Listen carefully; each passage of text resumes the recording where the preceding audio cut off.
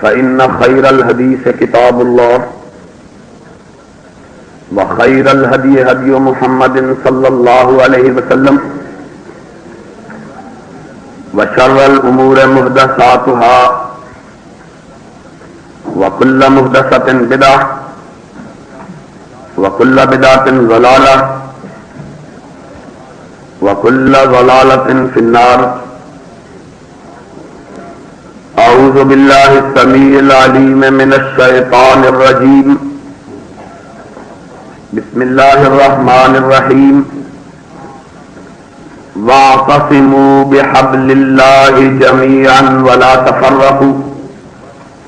نعمة الله عليكم إذ كنتم أعداء فألف بين قلوبكم فأصبحتم بنعمته إخوانا وكنتم على شفا حفرة من النار فأنقذكم منها كذلك يبين الله لكم آياته لعلكم تهتدون. حضرات، میرے لیے یہ بڑی خوشی اور مسرت کی بات ہے کہ آج میں برطانیہ کے کفرستان میں اسلام کا ایک سرسبز و شاداب نخلستان دیکھ رہا ہوں، جس کے نیچے دور دراز سے تشریف لائے ہوئے لوگ موجود ہیں اور یہ جگہ اپنی وسعت و فراخی کے باوجود تنگی داماں کا شکوہ اور شکایت کر رہی ہے. اس موقع پر جہاں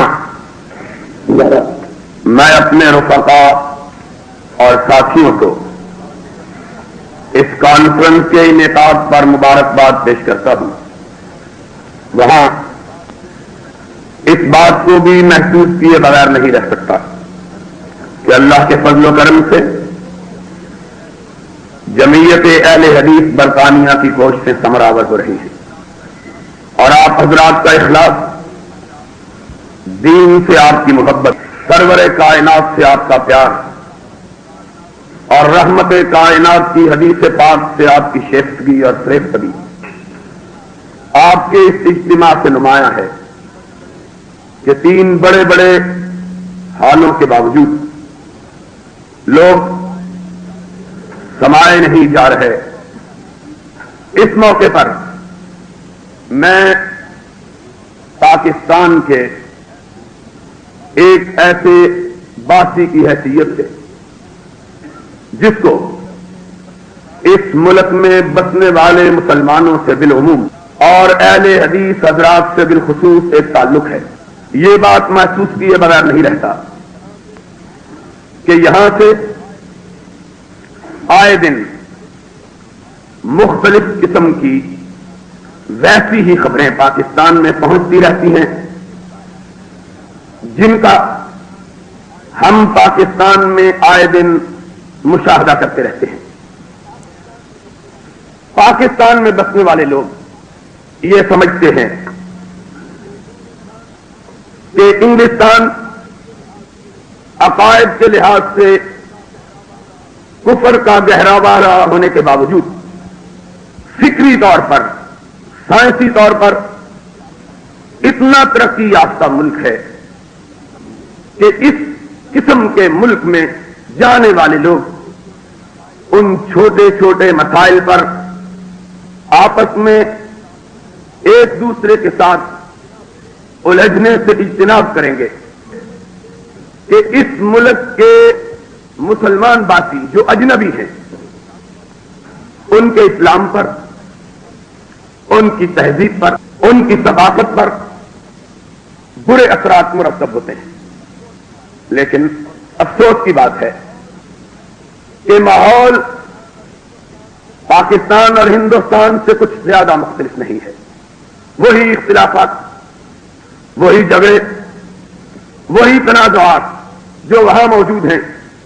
پاکستان سے کچھ لوگ ان کی گانٹھیں باندھ کے یہاں لاتے ہیں اور انہیں پھر برطانیہ میں بسنے والے مسلمانوں کے درمیان تقسیم کرتے ہیں. میں نے اسی بنیاد پر اپنی گفتگو کے لیے ایک ایسا عنوان منتخب کیا ہے جو شاید بہت سے لوگوں کے لیے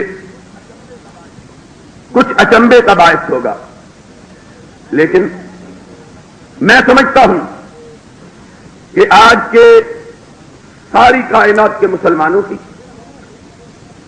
بالعموم اور دیار غیر میں بسنے والے مسلمانوں کی بالخصوص یہ بہت بڑی ضرورت ہے.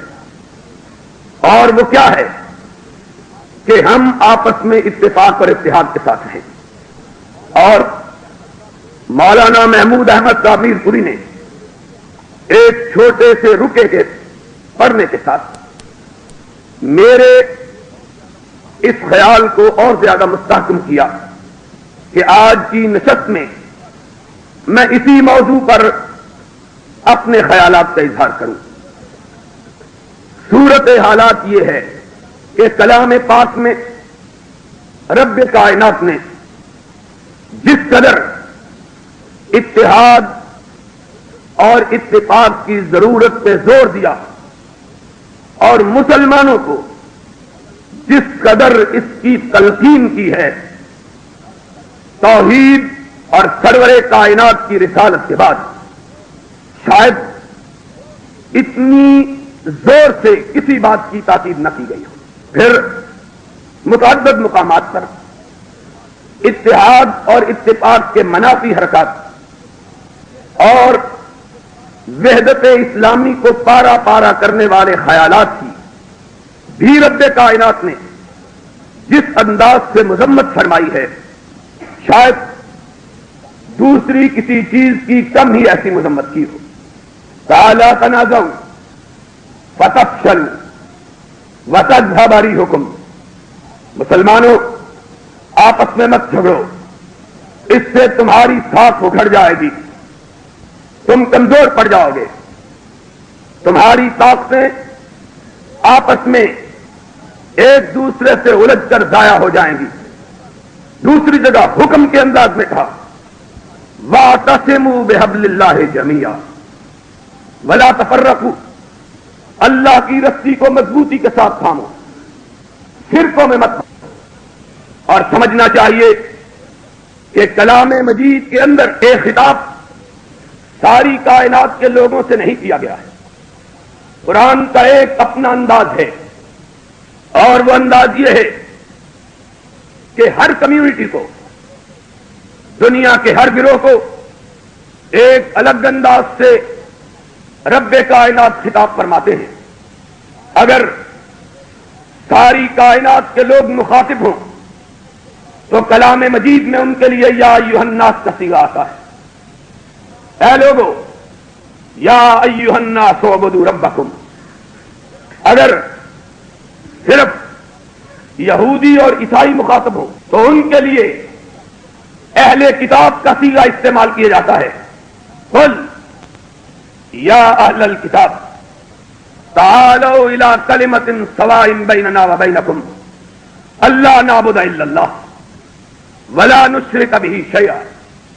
اور اگر یہود اور عیسائیوں کے بغیر دوسرے کفار یا قریش مکہ سے مخاطبت مقصود ہوتی ہے تو ان کو کہا جاتا ہے قل یا ایھا الکافرون لا اعبد ما تعبدون.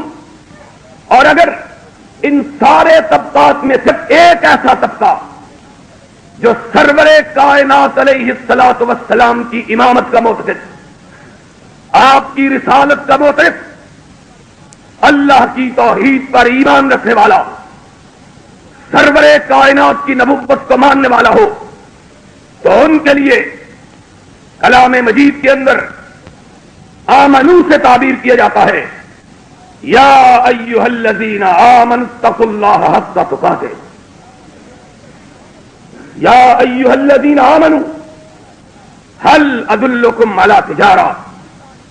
قرآن پاک کی اس آیت میں جس میں اتحاد اور اتفاق کا حکم دیا گیا ہے، دعوت نہیں دی گئی بلکہ حکم دیا گیا ہے، اس میں صرف لوگوں کا ایک مخصوص طبقہ مخاطب ہے، ساری کائنات کے لوگ مخاطب نہیں ہیں، ساری دنیا کے لوگ مخاطب نہیں، بلکہ کائنات کے لوگوں کا ایک مخصوص طبقہ، وہ طبقہ جو اپنے آپ کو نبی کائنات کی امت کہلاتا ہے، اللہ نے اس کو مخاطب ہو کے کہا، یا ایھا الذین آمنوا، او مومنو تم سنو، اگر ایماندار ہو، تمہارے اندر اسلام ہے، ایمان ہے، تو ہوش سے پوری طرح توجہ سے اس حکم کو سنو۔ اللہ کیا حکم ہے؟ وَاعْتَصِمُوا بِحَبْلِ اللَّهِ جَمِيعًا وَلَا تَفَرَّقُوا، سب مل کر اللہ کی رسی کو مضبوطی کے ساتھ تھامو اور فرقوں میں مت بٹو۔ آج فرقوں میں بٹے ہوئے لوگ اور فرقوں کی دعوت دینے والے لوگ اور فرقوں کی بنیاد پر سرور کائنات کی امت کو تقسیم کرنے والے لوگ، فرقہ واریت کی بنیاد پر آپس میں اونچی اونچی دیواریں کھڑے کرنے والے لوگ، وہ لوگ جنہوں نے فرقہ پرستی کو اس طبقاتی امتیاز تک پہنچا دیا ہے کہ ایک مسلمان دوسرے مسلمان کے ساتھ اگر مصافحہ کرے گا تو اس کا نکاح ٹوٹ جائے گا۔ آدمی سوچے کہ مصافحے کا نکاح سے کیا تعلق ہے؟ اگر مصافحہ کیا ہے تو بندے نے کیا ہے، طلاق اس کی بیوی کو ہو گئی ہے، اس بیچارے کا قصور کیا ہے؟ لیکن عقل، خرد کا نام جنو رکھ دیا، جنو کا خرد، جو چاہے آپ کا حسن کرشمہ ساز کرے۔ ایک طرف نبی کی محبت کے دعوے، اور میں کسی کی محبت میں شبہ کرنے کے لیے تیار نہیں۔ محبت یہ انسان کا اور اس کے رب کا تعلق، اس کا اور اس کے رب کا معاملہ ہے، لیکن اگر ناراض نہ ہو وہ تو ایک بات پوچھوں، اگر نفس جبرائیل ہو تو کہوں سن سکو تو ایک بات کا جواب تو دے دو کہ سرور کائنات کی محبت کا دعویٰ اور سرور کائنات کی مصلی کے امام سے نفرت، یہ عجیب بات ہے۔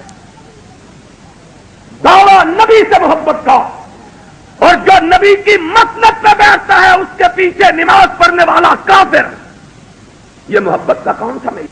ہم نے اسلام سے بھی پہلے جاہلیت کے دور کے لوگوں کی باتوں کو پڑھا، ان کے اشعار کو سنا، انہیں یاد کیا۔ ہم نے تو دیوانوں کے متعلق، اپنے آپ کو دیوانہ بھی کہتے ہیں اور بکار خیش فرزانے بھی ہیں، دیوانے بھی اور اپنے لیے بڑے ہوشیار بھی۔ دیوانوں کے لیے تو ہم نے کلام حرم میں پڑھا تھا، امر علی الدیار دیار لیلا اقبل ذل جدار وذل جدارا وما حب الدیار شغفنا قلبی ولکن حب من سکن الدیار، کہ دیوانے تو وہ ہوتے ہیں کہ محبوب جس راستے سے گزر جاتا ہے ان کو ان راستوں سے بھی پیار ہوتا ہے۔ ہم نے تو دیوانگی کا یہ مفہوم سمجھا ہے، اور تم نے ان راستوں سے پیار کرنا تو بڑی بات، جو ان راستوں کے مالک ہیں ان سے نفرت کرنا لوگوں کو سکھایا ہے۔ یہ محبت کی کون سی کتاب؟ ہمیں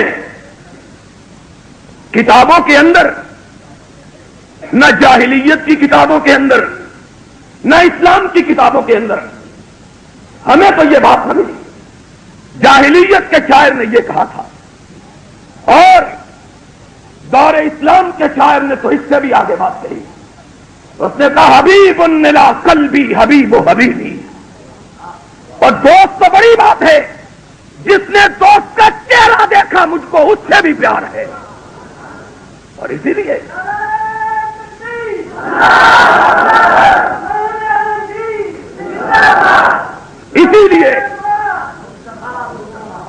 اس کا نعرہ بھی سمجھ نہیں آتا کون مارا.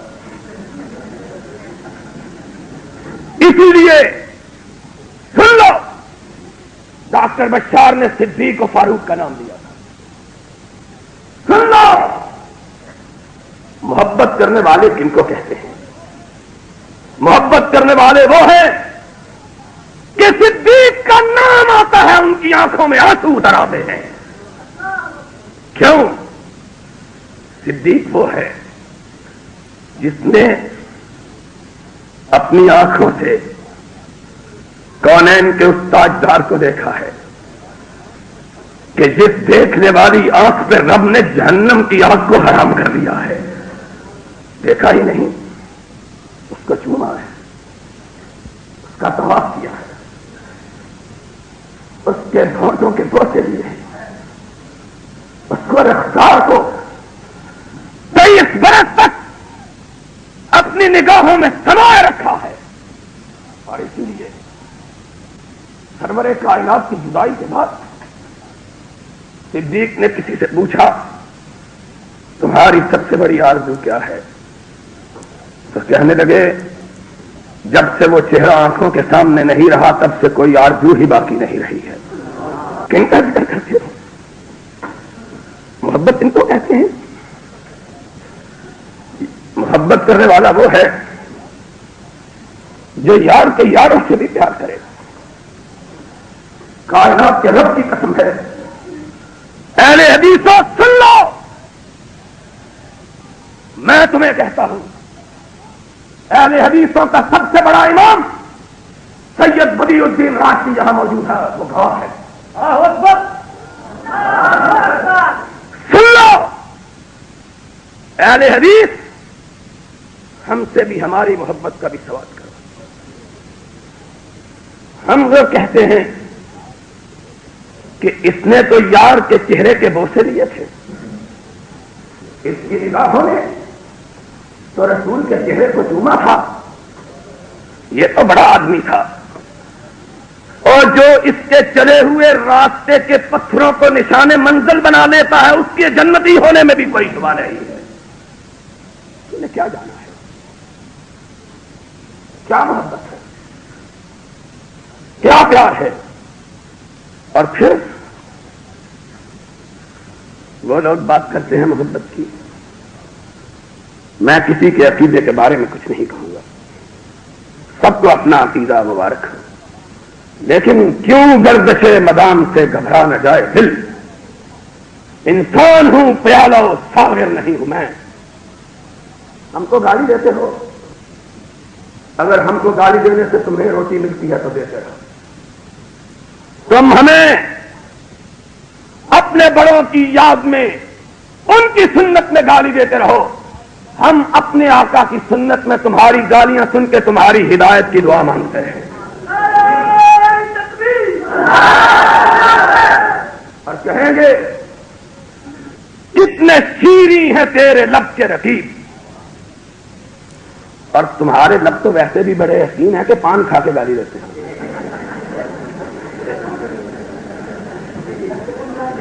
کتنے شیریں ہیں تیرے لب کے رقیب. گالیاں کھا کے بے مزہ نہ ہوا. کیوں بے مزہ ہوں؟ کس بات پہ بے مزہ ہوں؟ پیر صاحب مولانا محمود صاحب، میرے عالم رفقا ساتھیوں پروفیسر ساجد میر صاحب، سنو،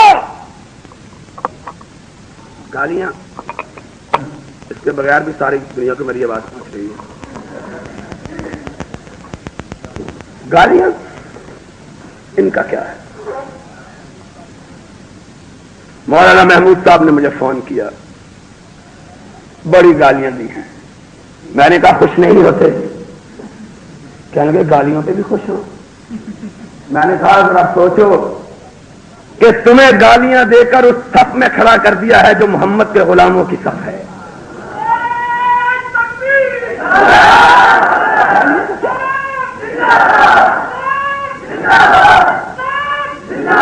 گالیوں کا کیا ہے؟ تم گالیاں دیتے رہو، ہم قرآن سناتے رہے. تم گالیاں دو، ہم کیا کہیں گے؟ یہ کام تمہارا اور ہمارا کام کیا ہے؟ اللہم اہد قومی فإنہم لا یعلمون. اللہ ہم ان کے لیے بد دعا بھی نہیں کرتے، کہتے یہ ہے ان کو اپنی توحید کا آشنا بنا دے، اپنے رسول سے محبت کرنے والا بنا دے، کہ یہ دل ابھی محبت آشنا نہیں ہے، کہ نہیں بے قرار کرتا ایسے جلوائے ستارہ. کون سی محبت؟ مجھ سے بھی ایک بندے نے کہا ایک کتاب اتنی بڑی اٹھا کے لایا، اتنی بڑی کتاب، میری کتابوں کے جواب میں، اور اس میں صرف گالیاں. میں نے کہا عربی کا ایک مشہور مقولہ ہے کلو ادائن بما فیہ ینضح، جس پیالے میں جو کچھ ہوتا ہے وہی تو چھلکتا ہے، اگر اس میں کچھ ہے ہی نہیں تو اور کیا چھلکے گا؟ جو ہوگا وہی تو ٹپکے گا. اور پھر گالیاں.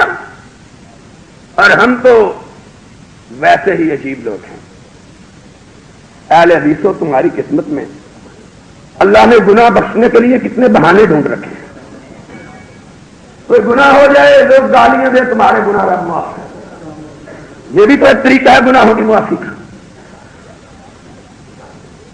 باقی رہ گئی بات، ادھر سے یہ گالیاں دیتے ہیں، ادھر سے وہ گالیاں دیتے ہیں.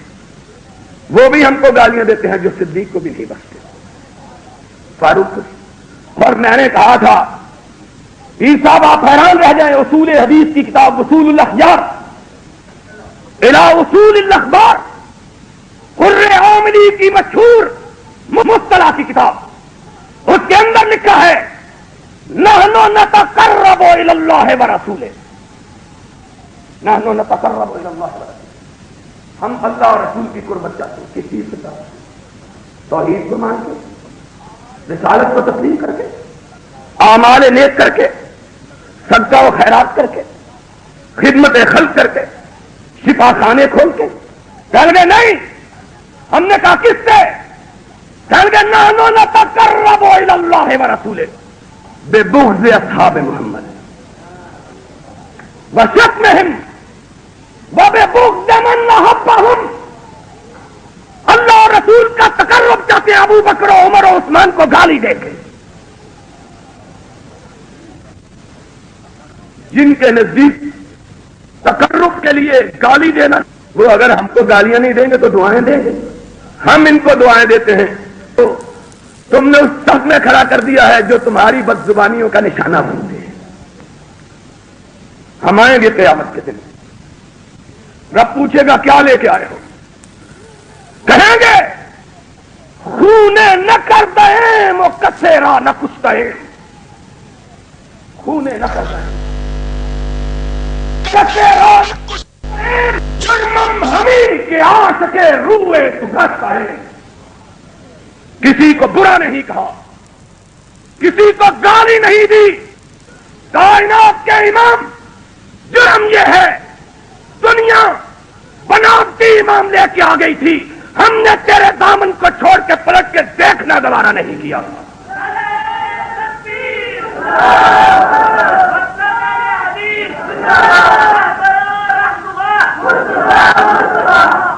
خونے نہ کر دیں، کسیرا نہ کچھ دیں. کیا کوئی بتلائے کہ ہم نے کسی کو گالی ہماری ضرورت میں نہیں ہے.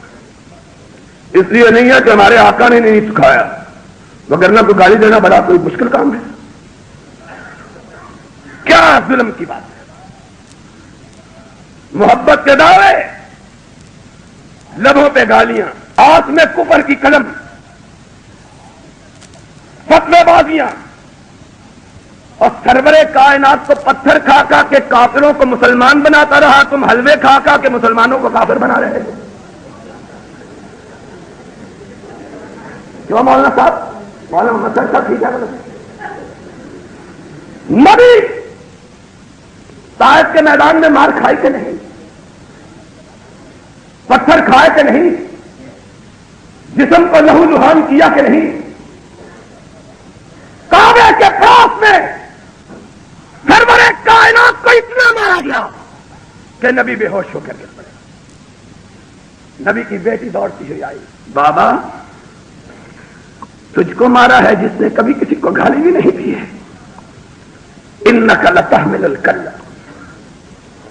وتنصر المظلوم وتعین علی نوائب الحق. بھٹکے ہوئوں کو راہ دکھانے والے، کمزوروں کے بوجھ کو خود اٹھانے والے،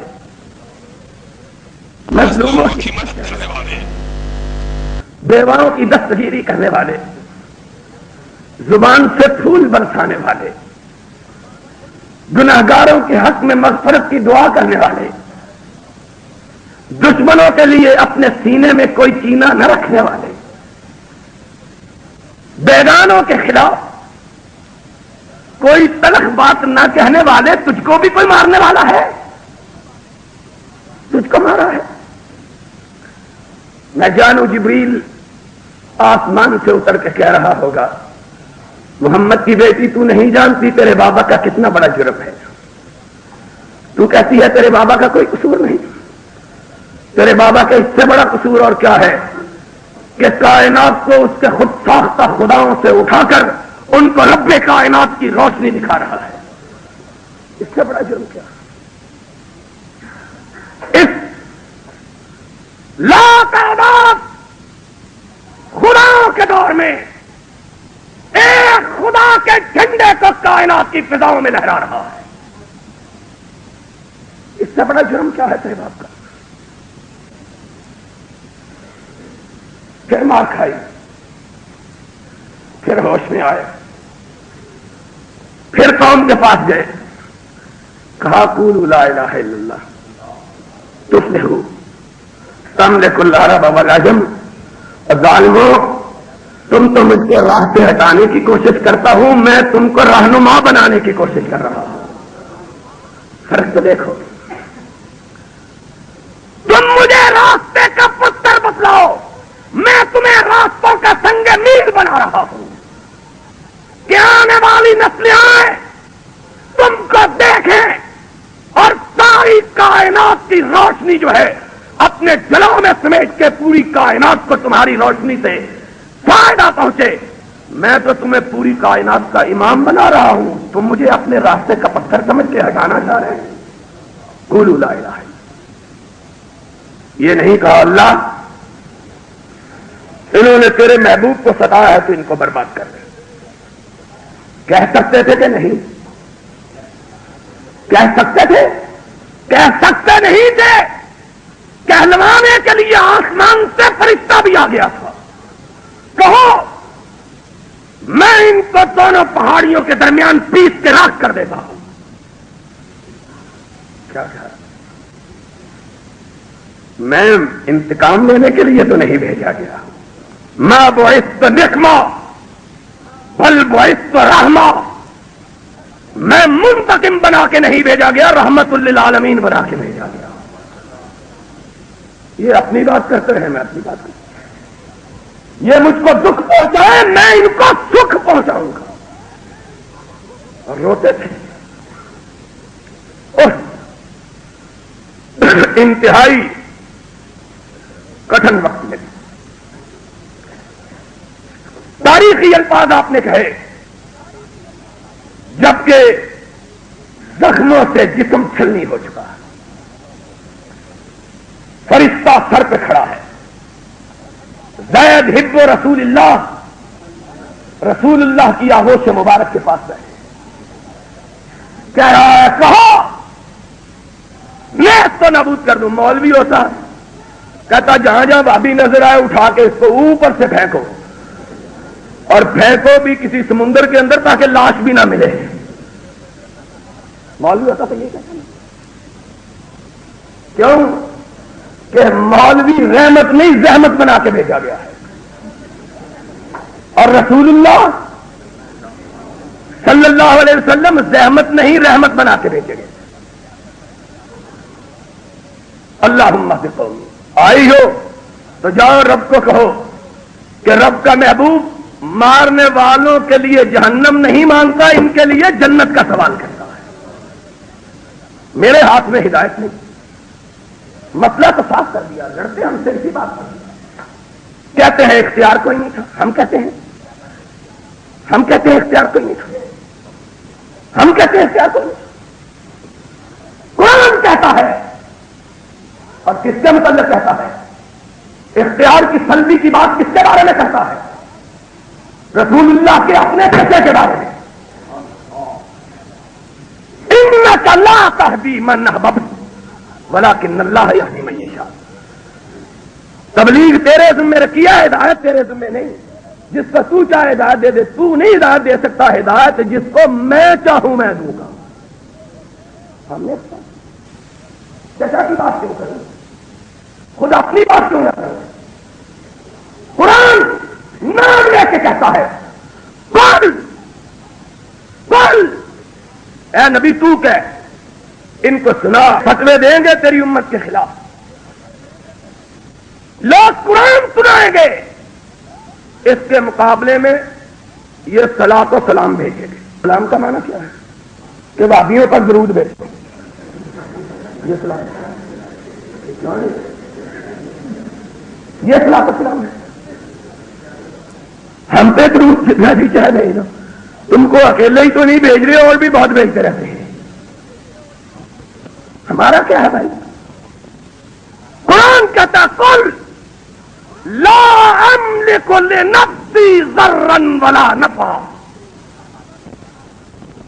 میں اپنے بارے میں بھی اختیار نہیں رکھتا، میں رسول اللہ اپنے بارے میں بھی اختیار نہیں رکھتا، میں نہیں رکھتا۔ جو اپنے بارے میں نہیں رکھتا تیرے بارے میں کیسے رکھے گا؟ قل لا املک لنفسی ضرا ولا الا ما شاء اللہ، میں کیا ہوں؟ ما كنت بدعا من الرسل وما ادری ما يفعل بي ولا بكم، ما ادری ما يفعل بي ولا بكم ان اتبع الا ما يوحى الي۔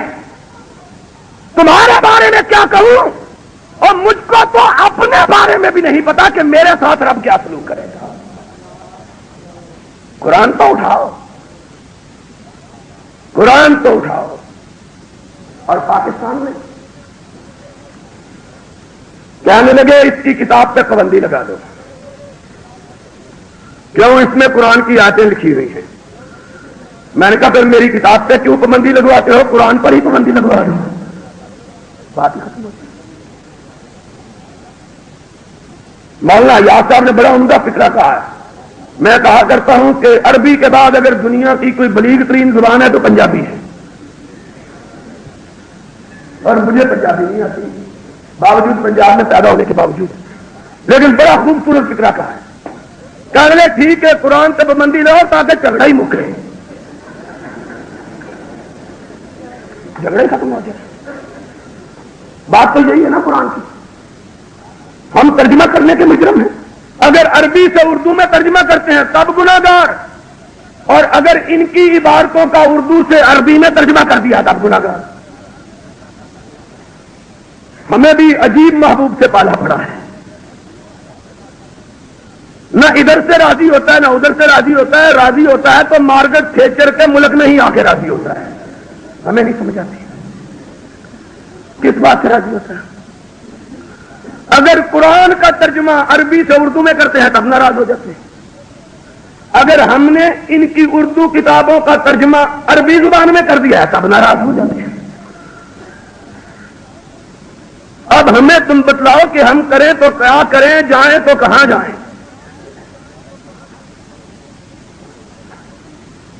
ہمیں بھی بتلاؤ، ظلم کی انتہا ہے۔ لوگوں رب کا رسول اس کائنات میں جلوہ گر ہوا.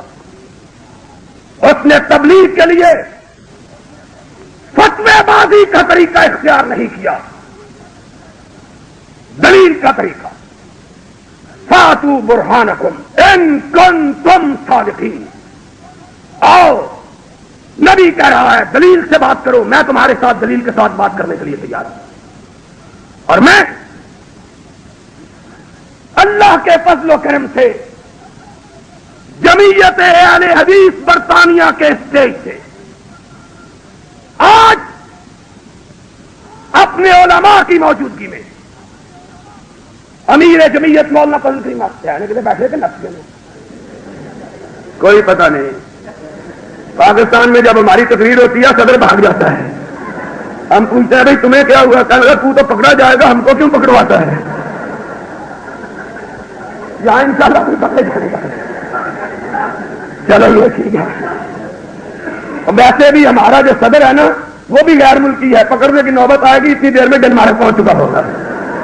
کوئی فکر کی بات نہیں ہے. امیر جمعیت بھی یہاں سے نہیں بھاگے گا. کیوں جی؟ اور ناظم اعلیٰ یہ تو پاکستان سے بھاگ کے یہاں آ گیا ہے، یہ بھی نہیں یہاں سے بھاگے گا. مولانا سہیب صاحب، مولانا خرم صاحب اور بہت بہت. سن لو، میں یہ بات اپنے اکابر علماء اور جمعیت اہل حدیث برطانیہ کے نمائندگان، ان کے عہدے داران کی موجودگی میں آپ حضرات کے سامنے رب کو گواہ بنا کے کہتا ہوں کہ ہم آج کا سورج ڈوبنے سے پہلے دنیا کے ہر اس شخص کے ساتھ جو اپنے آپ کو مسلمان کہلاتا ہے اور اتفاق کرنے کے لیے تیار ہیں، آؤ ہمارے ساتھ دلیل سے گفتگو کرو. دلیل وہ ہوگی جو رب نے اپنے قرآن میں بیان کی یا محمد نے اپنے فرمان میں بیان کی. آؤ اپنا مسلک تم لے کے آ جاؤ. اپنی دعوت ہم لے کے آ جاتے ہیں. جس کا ساتھ قرآن دے، محمد کا فرمان دے، وہ سچا. جس کا ساتھ رب کا قرآن اور محمد کا فرمان نہ دے، وہ اپنی بات کو چھوڑ دے.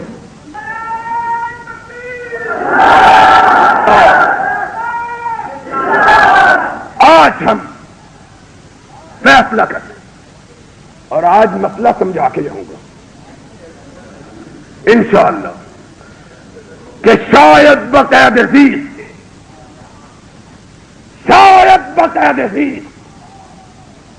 یہ ساتھ نہ آ سکے. تم داستان شوق سنو اور سنائیں ہم. آج ذرا سن کے جاؤ اور اس سے سن کے جاؤ جو کبھی کبھی کان میں آ کے کہا کرتا ہے انا صخرۃ الوادی اذا ما تهمت واذا نطقت فانني الجوزاء. آؤ اپنا مذہب تم اٹھا کے لاؤ، محمد کے فرامین ہم اٹھا کے لاتے ہیں. تم بھی لاؤ. کس کس کی مہر ہے لگی ہوئی، اور ہم بھی اپنا نامہ اعمال اٹھا کے لاتے ہیں. اور دیکھو کہ اس محضر پہ بھی کس کس کی مہر لگی ہوئی ہے. فیصلہ بس ایک نگاہ پہ ٹھہرا ہے، فیصلہ دل کا. آ جاؤ برطانیہ کی ٹھنڈی فضاؤں میں بیٹھ کر قیامت تک کے لیے مسئلے کو حل کر دیں. تم بھی آؤ، ہم بھی آئیں. جو مسئلہ کتاب و سنت کے خلاف ہمارا ہو، کعبے کے رب کی قسم ہے اس دن کے سورج کے ڈوبنے سے پہلے اس مسئلے کو چھوڑنے کے لیے تیار ہے. کیوں؟ جو بات قرآن میں نہیں، محمد کے فرمان میں نہیں، وہ اہل حدیث کا مسلک ہو سکتا ہی نہیں ہے. ہمارا مسلک نہیں ہے. کیوں؟ ہم نے نہ برادریوں کی نام پہ مذہب بنایا، ذرا سنتے جانا، نہ شہروں کی بنیاد پہ مسلک بنایا، نہ شریعتوں کی بنیاد پہ مسلک بنایا. فرقے کس کو کہتے ہیں؟ آج میں یہ بات بھی انشاءاللہ واضح کر کے جاؤں گا. کہتے ہیں اگر فرقہ بندی منع ہے تو تم نے اہل حدیث کا فرقہ کیوں بنایا ہوا؟ سوال پیدا ہوتا ہے لوگوں کے دل میں، بھائی تم نے پھر کیوں فرقہ بنایا؟ سن لو، یہ بھی جاہلوں کی بات ہے. ہمارے جاہل وائز بھی اس راہ میں بہ گئے کہ ہمارا مسلک، ہمارا فرقہ، ہمارا کوئی فرقہ نہیں. اہل حدیث کوئی جماعت نہیں، اہل حدیث کوئی فرقہ نہیں، اہل حدیث کوئی مسلک نہیں.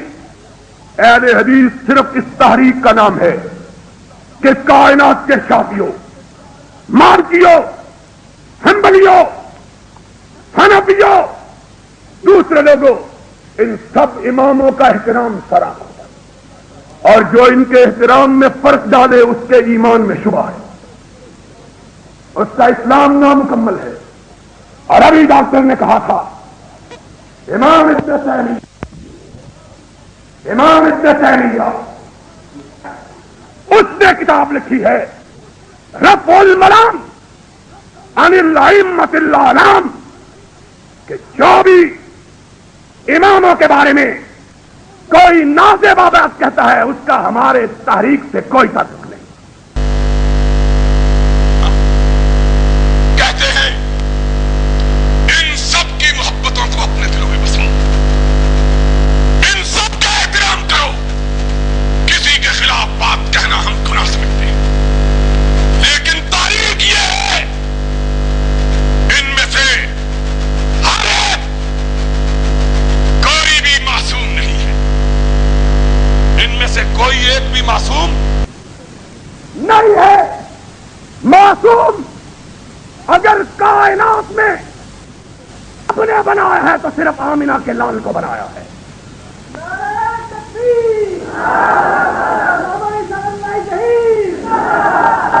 جس کے متعلق یہ کہا ما ينطق عن الهوى ان هو الا وحی یوحی. گفتہ اللہ بابت کرتے از حلقوم عبداللہ شبت. کیا میں اس بڑے اسٹیج سے آج اپنی جھولی پھیلا کے ساری کائنات کے بندوں سے سوال کرتا ہوں، کسی ایک کے بارے میں قرآن کی اس طرح کی کوئی آیت بتلا دو، ہم ابھی اس کو ماننے کے لیے تیار ہیں. ہم نے کیا قیامت کے دن خدا کہے گا اس کو کیوں مانو؟ ہم نے کہا، ہم کہیں گے تیرے قرآن میں تھا. اور اگر نہیں ہے اور یقیناً نہیں ہے تو خدا کے لیے ہمیں وحی سے ہٹا کر لوگوں کی باتوں کے ماننے پر مجبور نہ کرو. اور رجال کی اگر کوئی حیثیت ہے تو میرے بھائی پروفیسر ساجد میر نے کہا تھا، اور رجال کی اگر حیثیت ہوتی تو صدیق کی بات کو رد کرنے کی کوئی جرت نہیں کر سکتا.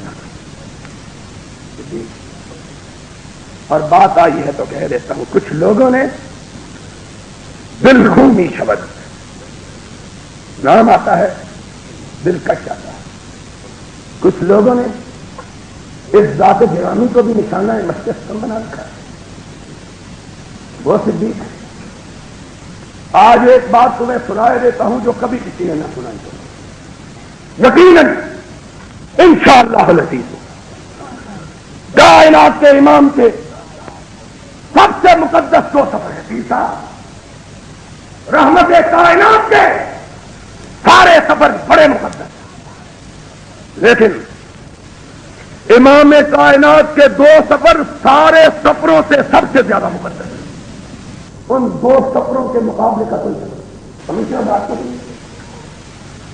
کوئی سفر ان کے مقابلے کا نہیں. ایک سفر زمین کا، ایک سفر آسمان کا سفر، جس سفر میں نبی کے سر اقدس پہ سارے نبیوں کی امامت کا تاج رکھا گیا. وہ سفر جس کو سب سفر معراج کہا جاتا ہے۔ ارے صبر زمین کا وہ صبر، وہ صبر کہ جس صبر میں فرشتوں نے نبی کی راہ میں اپنی آنکھیں بچھا رکھی تھی، وہ صبر جس کو سفر ہجرت کہا جاتا ہے۔ اور سن لو، ان دونوں صبروں میں نبی کی رفاقت کے لیے ان لوگوں کو منتخب کیا گیا کہ کائنات ان کی ٹکر کا کوئی دوسرا فرض نہ تھا۔ صبر آسمانی کے لیے آسمانی مخلوق کو اور صبر زمینی کے لیے زمینی مخلوق کو۔ آسمانی صبر کے لیے منتخب کیا گیا تو آسمان کے پاسیوں کے سردار جبریل کو منتخب کیا گیا۔ شب معراج میں کون ساتھ تھا؟ صرف جبرائیل۔ اور زمینی صبر میں یارو مجھے معاف کر دینا اگر کسی کی سمجھ میں بات نہ آئے، اس زمینی صبر میں نبی کا چچے کے بیٹے موجود تھے، اور کھل کے بات کہوں، علی موجود تھا۔ موجود تھے کہ نہیں؟ اور مکے میں نبی کے داماد چچے کے بیٹے فاطمہ کے ہونے والے شوہر علی موجود تھے۔ رشتے دار جن کو اہل بیت کہتے ہو وہ بھی موجود تھے، لیکن جب صبر کا وقت آیا نبی خود چل کے کس کے دروازے پہ گرا؟ اس کے دروازے پر، کہ جب اس نے دروازہ کھولا تو دیکھا کہ آسمان کا چاند زمین پہ اتر کے اس کے دروازے پہ کھڑا ہے۔ کہا کائنات کے امام کیسے آئے ہو؟ کہا ہجرت کا سفر ہے، جا رہا ہوں۔ کہا آقا میرے لیے کیا حکم ہے؟ سنو، باتیں کرتے ہیں صدیق کے بارے میں۔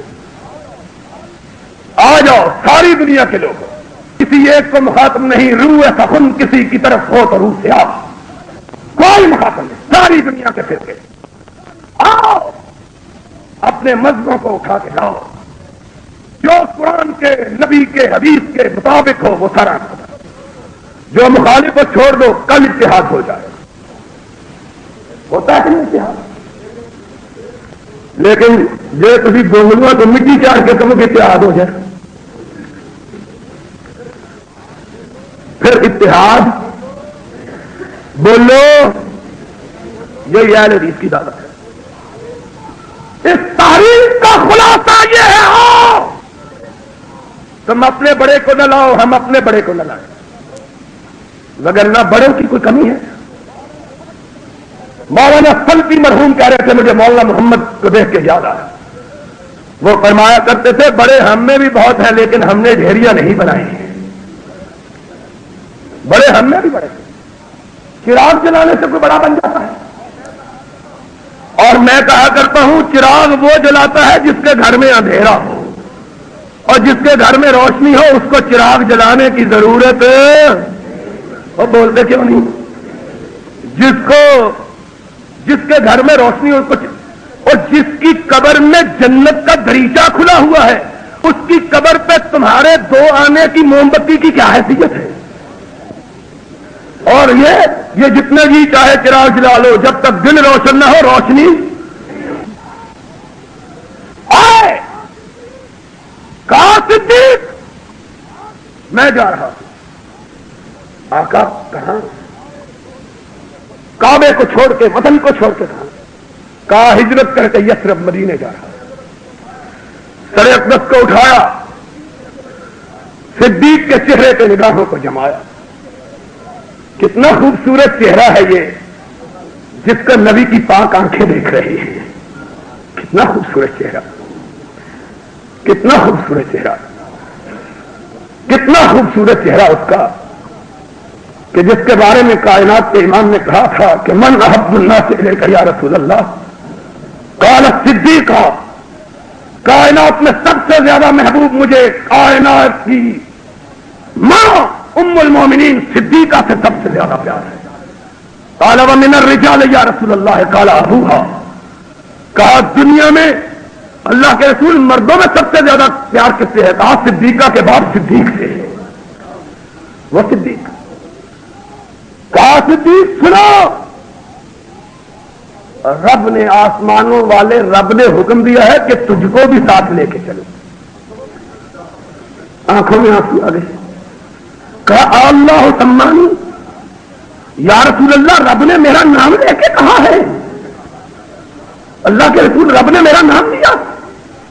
فرمایا ہاں صدیق رب نے تیرا نام لے کے اس صبر مقدس کے لیے نبی کے کسی رشتہ دار کو منتخب نہیں کیا بلکہ یار غار کو منتخب کیا ہے.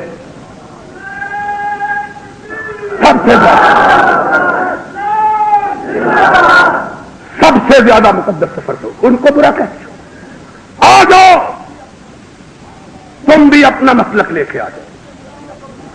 نبی کے غلاموں کو گالیاں دینے والوں تم بھی اپنا مسلک لے کے آ جاؤ. ہماری دعوت یہ نہیں ہے کہ مولا میر سیال کوٹی کی بات کو مانو. اگر ہم یہ کہیں تو جھوٹے ہیں. ہم یہ نہیں کہتے کہ امام عبد الجبار غزنوی کی بات کو مانو کہ امام تھا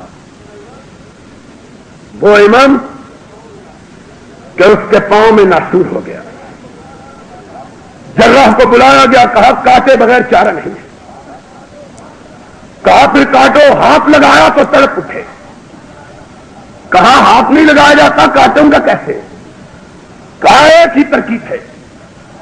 کہا کیا ترکیب ہے؟ کہہ لگے میں نماز کی نیت باندھتا ہوں جب سجدے میں جاؤں تو کاٹ لینا. اور سجدے میں گئے، اس نے ناسور کو جڑ سے کاٹ کے پھینکا. امام صاحب نماز سے فارغ ہوئے، جراح کو ملامت کرنے لگے. کہنے لگے میں نے تو تم کو کہا تھا کہ نماز میں ناسور کھینچ لینا، تم نے کاٹا کیوں نہیں ہے؟ اس نے کہا امام میں نے تو کاٹ کے پھینک دیا. کہا رب کبریا کی قسم ہے، اس کی کبریائی کی اور اس کی محبت کی، جب میں اس کی بارگاہ میں سجدے میں گیا تو اس کے سوا مجھ کو کسی کا ہوش ہی نہیں رہا ہے. بزرگ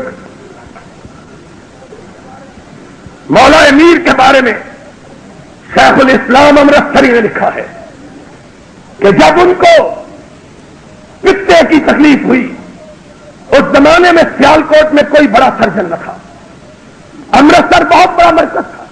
سکھ خط لکھا میرے پاس آ جاؤ. اور شیخ الاسلام جیسا سکھا آدمی وہ اپنی اخبار میں لکھتے ہیں کہ مولا امیر آئے. ہندو سرجن کو بلایا گیا، کہا دیکھو کلورو فارم لایا گیا. سنگھانے لگے. مولا امیر نے پوچھا یہ کیا ہے؟ ہندو ڈاکٹر تھا. کہنے لگا یہ بے ہوشی کی دعا ہے، تمہارا آپریشن کرنا ہے، تمہیں دعا سنگھاتا ہوں تاکہ تم بے ہوش ہو جاؤ، تکلیف نہ ہو. کہنے لگے اس سے نیند ہو جاتی ہے؟ کہا اس سے نیند ہو جاتی ہے. کہا جب سے میں نے اپنے آقا کا فرمان پڑھا ہے کہ سوتے ہوئے سورہ ملک پڑھ کے سو، تب سے آج تک زندگی میں نے کبھی سورہ ملک کو سونے سے پہلے پڑھنا نہیں چھوڑا ہے. رک جاؤ میں سورہ ملک کی تلاوت کر لوں پھر سنگھانا. اس نے سمجھا 2-3 شبد ہوں گے، جلدی سے فارغ ہو سنگھا. میں کہہ لیے انتظار. مولانا میر نے پڑھنا شروع کیا. اس نے 1 منٹ 2 منٹ کے بعد سوچا کہ یہ ختم ہونے میں نہیں آتی، سنگھا دیا. شیخ الاسلام امرتسری لکھتے ہیں ہائے اللہ ابراہیم کا جسم بے ہوش ہو گیا لیکن زبان تب تک چلتی رہی جب تک سورہ ملک کی تلاوت مکمل نہیں کر رہی ہے. ہندو ڈاکٹر بول اٹھا کہ مولوی صاحب میرا یقین ہے کہ یہ مسلمان جب قیامت کے دن اٹھے گا تب بھی یہ قرآن پڑھتا ہوا اٹھے گا. بزرگوں کی بات کیا ہے؟ بزرگوں کی بات. ایک ایک بزرگ کی داستان بیان کرنے لگے. شام ہو جائے، رات گزر جائے، لیکن ہم ان ساری چیزوں کے بابت یہ نہیں کہتے کہ آؤ مولا مل کی بات مانو، آؤ شیخ الاسلام امرتسری کی بات مانو، کیونکہ یہ فرقے کی بات ہے۔ اور ہم نے قرآن میں پڑھا ہے کہ ولا تفرقوا، فرقوں میں تقسیم۔ ہم کیا کہتے ہیں؟ کہتے ہیں سب کا احترام سر آنکھوں پہ ماننا ہے تو یا رب کے قرآن کو مانو یا محمد کے فرمان کو مانو۔ کہ کیوں؟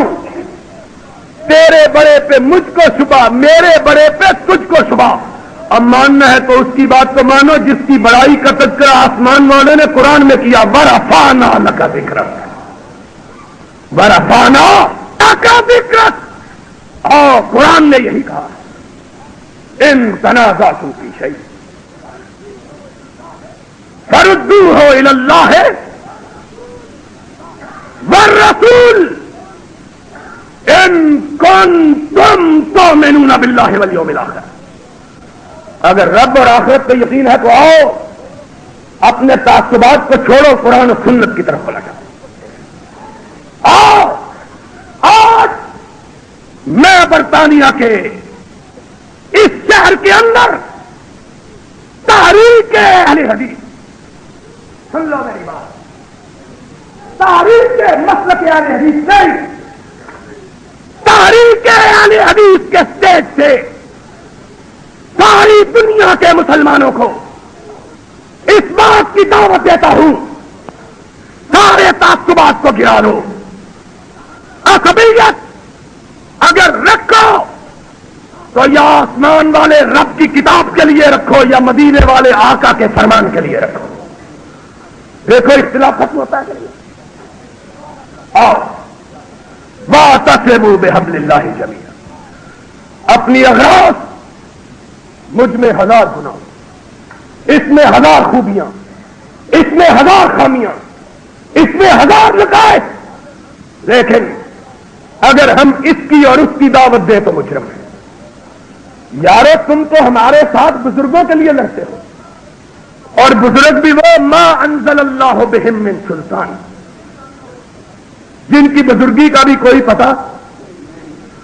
اللہ کی قسم ہے، میں خدا کی قسم کھا کے کہتا ہوں، ہم کسی بزرگ کی بھی توہین کرنا گناہ نہیں، لیکن آج ہی ڈاکٹر بشار اور ڈاکٹر عرفان نے مجھے ایک قصہ سنایا۔ کہ بغداد میں دو آدمیوں نے مشورہ کر کے ایک ایسے ہی جانور صاحب کو دفن کر دیا، بیکار سے کام کوئی نہیں ملتا تھا۔ انہوں نے قصہ بتایا، میں نے سمجھا یہ شاید ہمارے ملک کا قصہ بتا رہے ہیں، مجھے پتا چلا عربوں میں بھی یہی بیماری پھیلی ہوئی ہے۔ کہہ رہے دونوں نے اس جانور صاحب کو زندہ دفن کیا، کاروبار کوئی نہیں تھا، اللہ نے فضل کیا، اللہ نے فضل کیا نا۔ وہ جو حرام کی کمائی کماتی ہے وہ بھی اپنے دیوار پہ لکھتی ہے ھذا من فضل ربی، گھر کے اوپر یہی لکھتی ہے وہ، ھذا من فضل ربی۔ اب کام چل نکلا، 5-7 برس کے بعد لوگ بھول جاتے ہیں کہ یہ کون صاحب تھے۔ پھر جب کام بڑا ہو گیا، کچھ 10 سال بعد دونوں میں لڑائی ہو گئی۔ ایک نے کہا تم نے یہ کہا، اس نے کہا نہیں میں نے نہیں کہا۔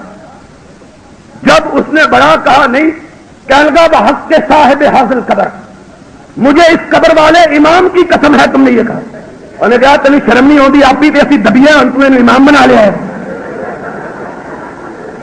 میرے اللہ بھی آپ ہی ایسی نہیں دبیا ہے، خدا کا خوف کر مینو بھی انہیں بھی قسم کو آنی چھوڑ۔ عجیب کوئی بزرگ ہم سے منوانے ہیں تو منواؤ بابا، ہم سارے بزرگوں کو ماننے کے لیے تھی، لیکن یہ کوڑے شاہ لسوڑی شاہ ہم نے کسی بزرگ کا نام نہیں سنا ہے۔ ساری حدیث کی کتابیں ہم نے پڑھی ہیں، ساری تاریخ کی کتابیں ہم نے پڑھی ہیں، ساری اللہ کے فضل و کرم سے رجال کی کتابیں ہم نے پڑھی ہیں۔ ہم کو کوڑے شاہ، کھوتے شاہ، چوڑے شاہ، چونے شاہ یہ ہم کو نظر نہیں آیا، اور ہمارے پاکستان میں ایک ٹالی شاہ بھی موجود ہے۔ ہمارا حال یہ ہے، اب ہم کو یہ بزرگ اور ان کا نام تو کوئی اچھا سا رکھ لو، بھابھی بڑے خوش ذوق لوگ ہوتے ہیں، نام اچھا رکھ لو، ماننے کے لیے تیار ہو جائے۔ مانوانا ہے تو کسی پان والی سرکار کو منواؤ، کسی پرے والی سرکار کو منواؤ، ہم ماننے کے لیے تیار ہیں۔ منواتے بھی ایسے برے نام ہو جو نام لیتے ہوئے بھی حیا آتی ہے. کوئی اللہ کے نیک بندے کا نام کھوتے شاہ بھی ہو سکتا ہے. کوئی خدا کا خوف کرو, ہمیں کچھ بتلاؤ. نام تو ان کا ٹھیک کر لو, اگر خود نہیں ٹھیک ہوتا کسی لوہار خان سے ٹھیک کروا لو, تاکہ اس کی چولہے کستے ہم اس کو ماننے کے لیے تیار ہیں. اب ایسے ہی دھکے سے منواتے ہیں, بابا دھکے سے مانتے منواتے ہیں, ہم ماننے کے لیے تیار ہیں, ہماری جان چھوڑو. لیکن اگر کوئی دین کی بات کر رہی ہے تو برہانکم ان کنتم صادقین. آج ساری خرابیوں کی جڑ, ساری برائیوں کا سرچشمہ خود ساختہ خدا قرآن نے بھی کہا تھا. تو کہا جاتا ہے تعالوا الی الحق, کہتے ہیں حسبنا ما وجدنا علیہ آباءنا. ہمارے باپ دادا جاہل تھے جو ان کو پوچھتے رہے. قرآن کہتا ہے اولو کان آباؤہم لا یعقلون. باپ دادا کا دین ہے کہ محمد الرسول اللہ کا لایا ہوا دین ہے. پھر کلمہ باپ دادے کا پڑھو, رسول اللہ کا کیوں پڑھتے ہو؟ سن لو, جو آدمی کلمہ پڑھتا ہے اشہد ان لا الہ الا اللہ واشہد ان محمدن عبدہ ورسولہ, اس کے ایمان کا, اس کے کلمے کا تقاضا یہ ہے کہ جب بات کرے تو کہے الا اللہ کی بات کرو, رسول اللہ کی بات کرو. جن کا کلمہ پڑھا ہے ان کی دلیل پیش کرو. کلمہ ان کا پڑھا ہے, نام ان کا لیتے ہو, اندے کہیں کڑکڑ کہیں, یہ عجیب بات ہے. یا کلمہ بھی ان کا پڑھو تاکہ لوگوں کو پتا چل جائے کہ آمنو کے مخاطب تم نہیں ہو. اگر آمنو کے مخاطب ہو تو واعتصموا بحبل اللہ جمیعا ولا تفرقوا واذکروا نعمت اللہ علیکم اذ کنتم اعداء فألف بین قلوبکم فاصبحتم بنعمتہ اخوانا وکنتم علی شفا حفرۃ من النار فانقذکم منہا لکم آیات لعلکم تہتدون. اگر خدا رسول کو ماننے والے تو آؤ, اللہ کے جھنڈے کے نیچے اکٹھے ہو جاؤ, رسول اللہ کے جھنڈے کے نیچے اکٹھے ہو جاؤ.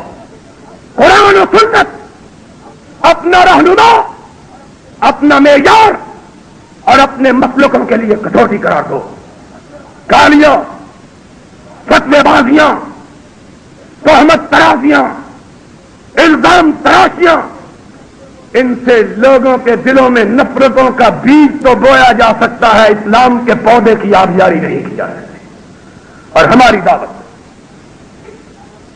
اس اہل حدیث کانفرنس کے انعقاد کا مقصد ہے وہی صرف یہ ہے تجدید عہد کی دعوت دیتے اور ان کو ان کی بھولی ہوئی یاد زندہ کروا کے یہ کہتے ہیں آؤ اپنے اپنے احترامات کو باقی رکھتے ہوئے دین سمجھ کر اختیار کرنا ہے.